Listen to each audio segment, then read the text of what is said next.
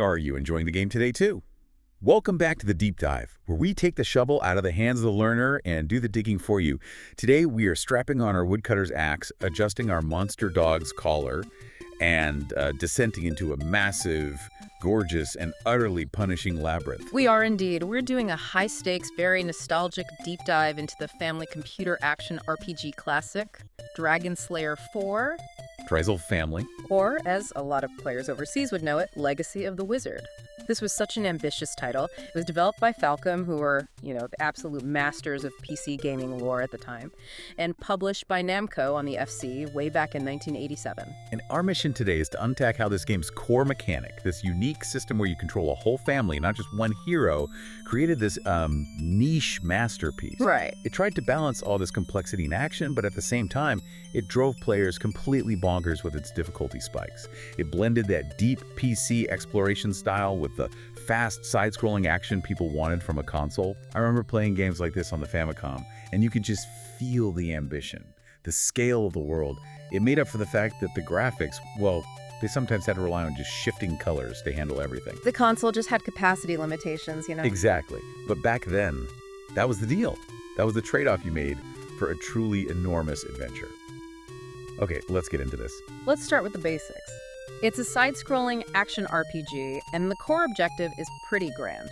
You have to delve into this sprawling underground labyrinth, collect 4 hidden crowns, Then get the legendary Dragon Slayer sword. and then finally take down the ultimate evil, the King Dragon Dilgyos. And the backstory is actually really cool. It sets the stage perfectly. So this evil dragon, Dilgyos, he invaded the land of Remia a long time ago. But a powerful wizard named Lark beat him and sealed him into a wall mural deep in a dungeon. A wall mural, I love that. And now, all these years later, the beast is waking up. It's signaled by this strange scale the family pet brings home. And so the mission falls to Lark's descendants, the humble Worzen family, who are just like simple woodcutters. And this is where the game just flips the whole RPG formula on its head. You can't just pick one hero and stick with them. No way. The sources all say the family system isn't a bonus feature. It's absolutely mandatory for you to make any progress. But why? Why force you to use 5 totally separate, sometimes really clumsy characters? Well, that's the genius of it, really. Each family member is basically a key, a custom-made key that unlocks a very specific part of the dungeon. Okay, so let's break that down. You've got XM, the father. He's the warrior. Right. He's got a strong axe for close combat, but his jump is it's comically low. He's the brute force guy. He looks like your typical hero, all sturdy and strong, but he can barely hop over a small rock. Exactly.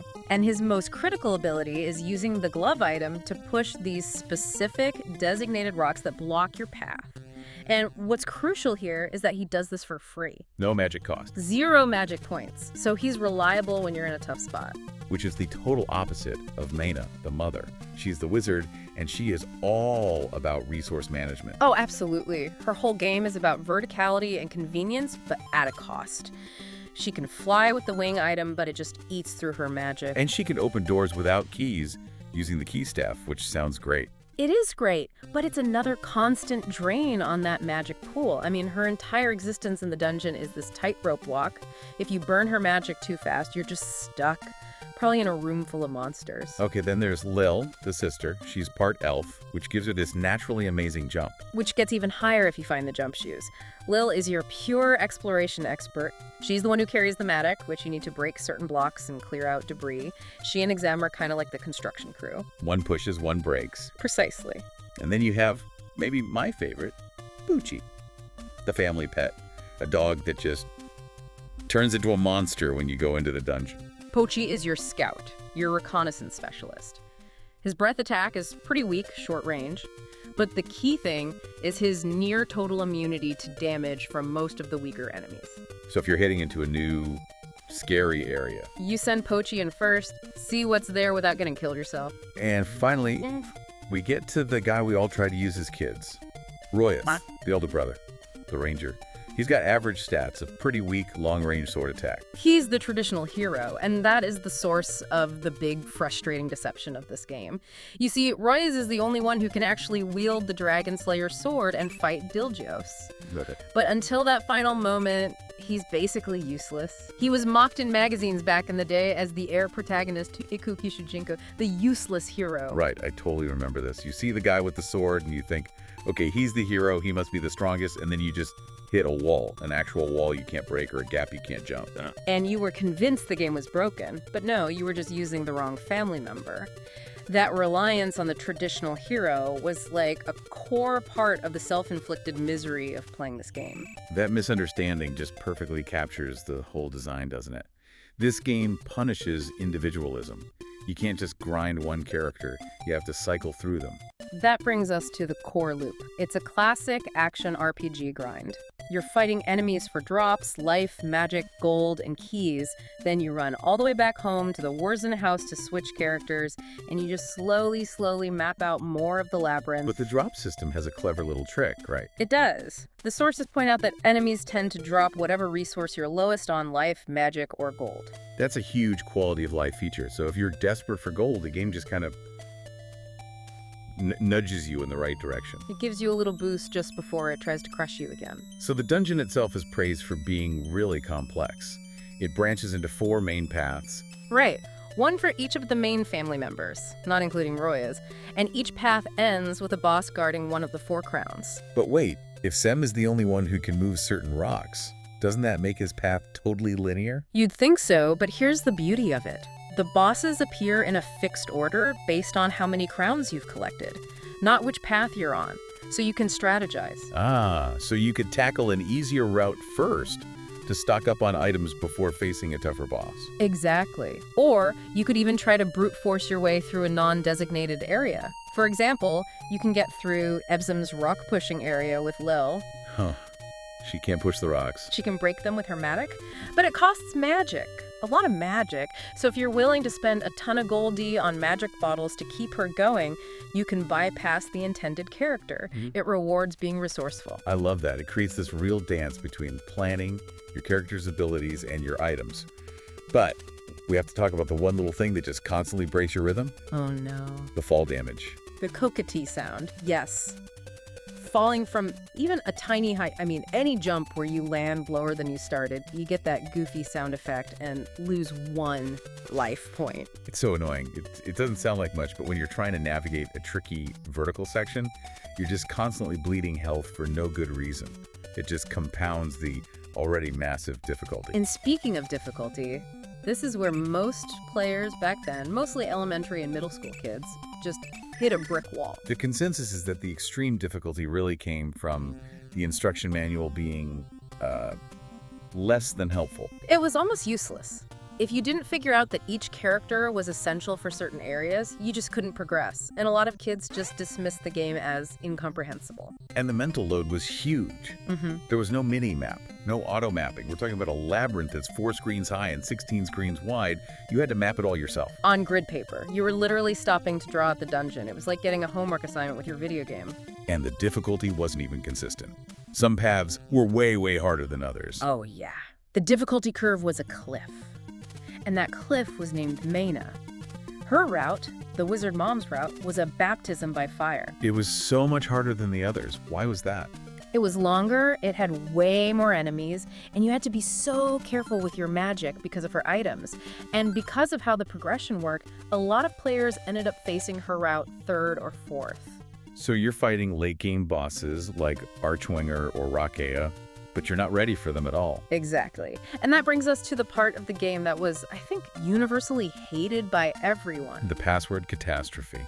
The great tragedy written in hiragana. Oh, the misery. To save your game, you had to write down this password, but it wasn't short. It was this incredibly long string of Japanese hiragana characters. And the font on the Famicom made so many of them look almost identical, I swear.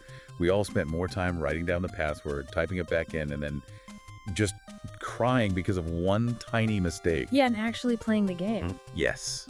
You type it all in so carefully, and you hear that bzzzt rejection sound because your hand-drawn roux looks like an roux. It was the ultimate betrayal in 1987. It turned a basic function like saving your game into this source of just intense, repeated frustration. It was absolutely maddening. But maybe the biggest secret, the thing that separated the kids who beat this game from everyone who quit, was the shield. The shield is vital. It's not optional. It neutralizes the high-speed projectiles from the later bosses. Archwinger, the third boss, shoots these guided bullets from off-screen, and without the shield. You're just dead. Instantly. Pretty much. The fight is nearly impossible without it. So this essential item, where was it? It was hidden. In a secret shop, deep in the labyrinth, with absolutely no hints. The game doesn't tell you, the manual doesn't tell you. Finding it was less about exploring and more about, already knowing a secret code. That's just classic 8-bit design, right? Make the boss impossible unless you happen to read page 47 of a specific magazine that month. It's a huge point of contention about the game's balance. It suggests the real difficulty wasn't skill, but just finding the one hidden item that fixes the broken boss design. And let's talk about one more completely baffling mechanic, the scroll item. It makes you move faster and shoot faster.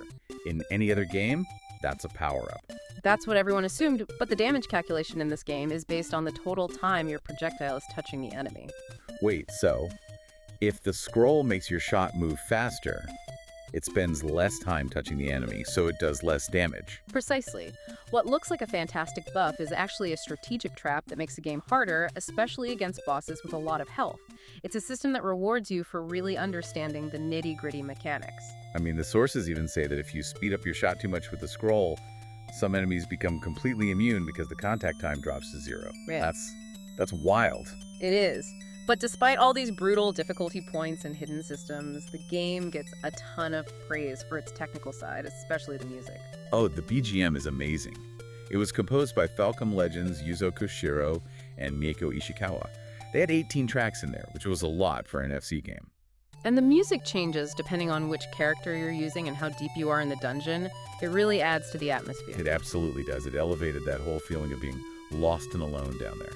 There's also a weird bit of series trivia. The release schedule for these games on the Famicom was bizarre. Dragon Slayer 4 came out in July of '87. Okay. But the FC port of the third game, Romancia, didn't come out until October of '87. So console players got the series completely out of order. Which probably just added to the confusion. Yeah. And if you want to play this beautiful, brutal game today, you can find the overseas version, Legacy of the Wizard, in compilations like NAMSU Museum Archives Vol. 2. So after all that, what's the verdict? Our sources basically assess Dragon Slayer 4 as a solid minor masterpiece. It did a great job balancing action and exploration. But its complexity demanded a level of patience and strategic thinking that was just way beyond its target audience of kids, you know? Yeah, and that's where it got its reputation for being impossible. Right. And as a final thought for you to chew on, if the whole design relied on players understanding that Zemn, Mayna, Lyll, and Pochi were the real heroes, and that Royas, the sword guy, was just the finisher. The useless protagonist. Exactly. How much of the game's insane difficulty was just players misunderstanding that core family dynamic and trying to win with the wrong character the whole time? Forcing the main hero to sit on the bench until the final boss. That's a revolutionary and, frankly, a pretty frustrating idea for 1987. Will the game be fun tomorrow, too? Have a nice game.